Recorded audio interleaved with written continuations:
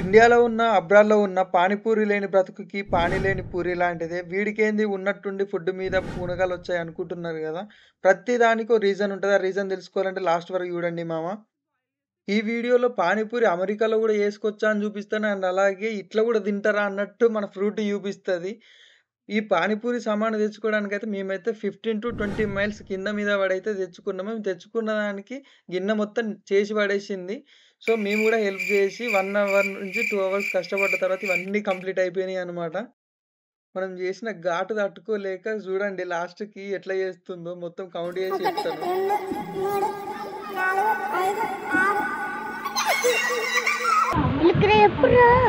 మేమైతే డైలీ ఇలాగే రోజు తినేటప్పుడైనా లేదంటే తిన్న తర్వాత అయినా గానీ మేమైతే నవ్వుకుంటూనే పడుకుంటామనమాట. ఫుల్ అంటే ఫుల్ ఫన్ ఉంటది రూమ్‌లో వచ్చేసరికి. అసలు మేము పానీపూరి చేసుకోవడానికి రీజన్ ఏంది చెప్తా అని చెప్పినా గదా!